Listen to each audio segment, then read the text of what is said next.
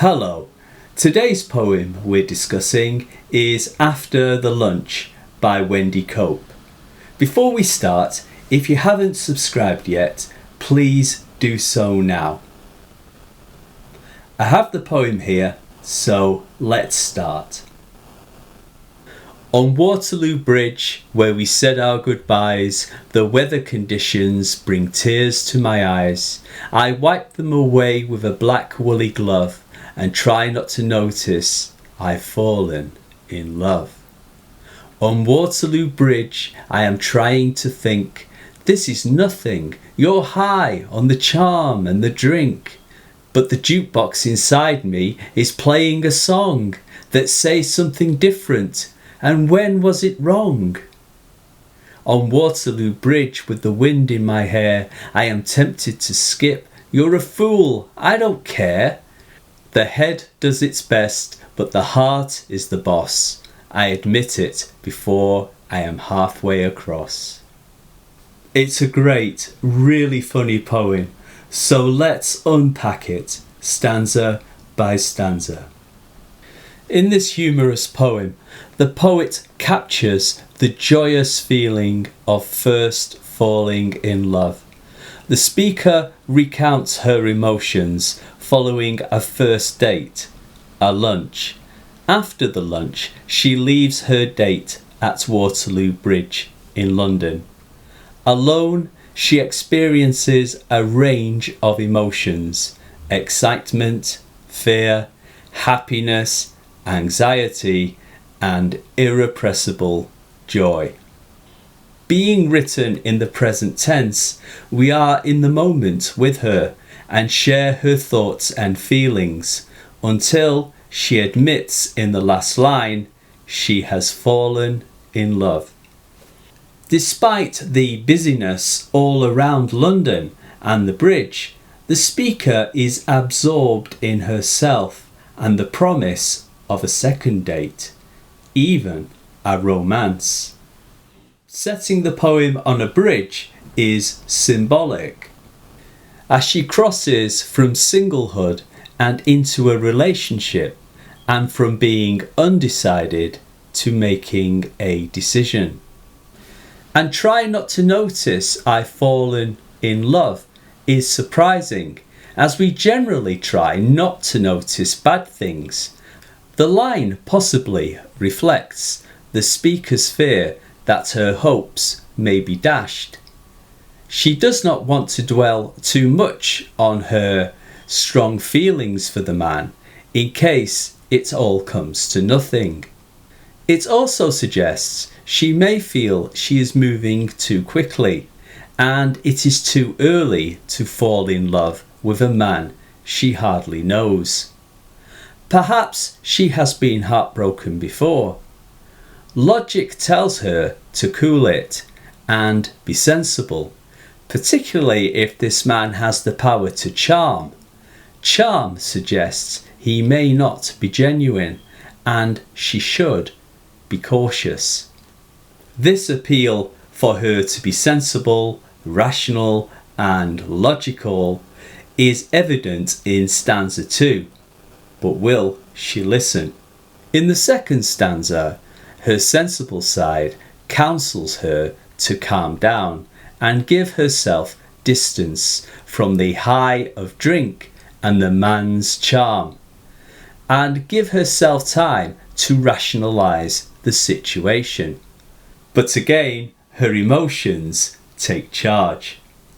The speaker compares herself to a jukebox playing a romantic song, and like the lyrics of most romantic songs, the poet comically ends the stanza with a rhyming couplet.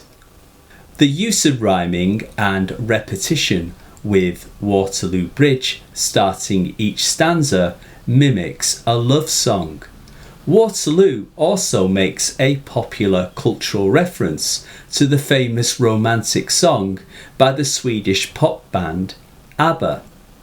The speaker says, but the jukebox inside me is playing a song that says something different, and when was it wrong? The rhetorical question requires no answer because she has already made up her mind. The question may also be ironic and suggests she has been wrong before. By stanza 3, she is so happy that she feels like skipping.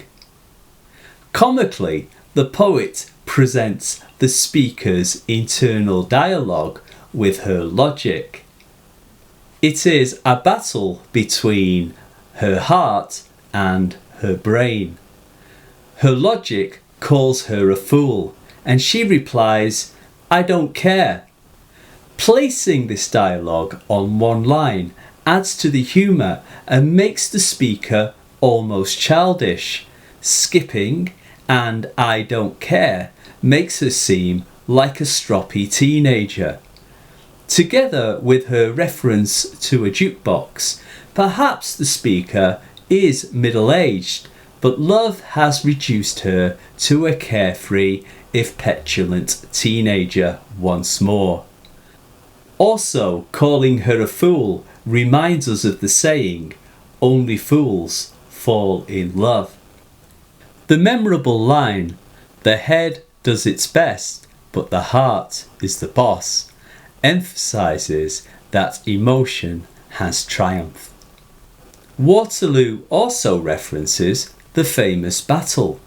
The speaker's heart defeats her logic, and her emotions triumph. The heart is indeed the boss, and by the poem's end, the speaker admits that she has fallen in love. Although humorous and light-hearted, the poem explores the theme of falling in love and its power to transform a person.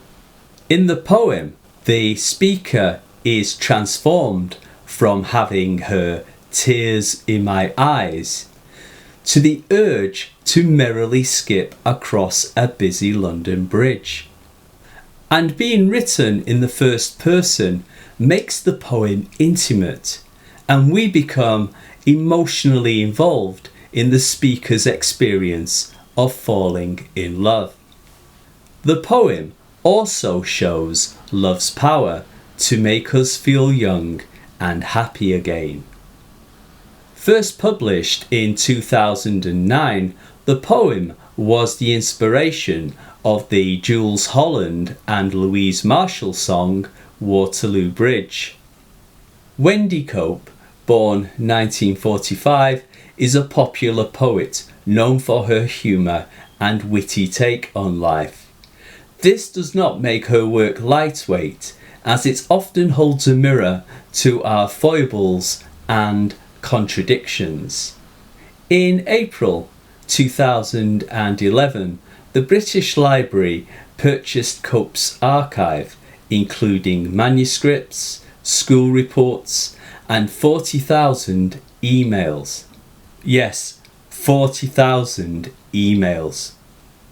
The largest email archive they have bought to date. The papers also include 67 poetry notebooks and unpublished poems. I hope you liked this video.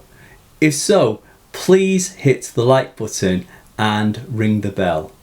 If you haven't subscribed yet, it would be really great if you could do so. Please don't forget to check out our other videos on writing and poetry and textual analysis. Until next time, from Carol and me, write well.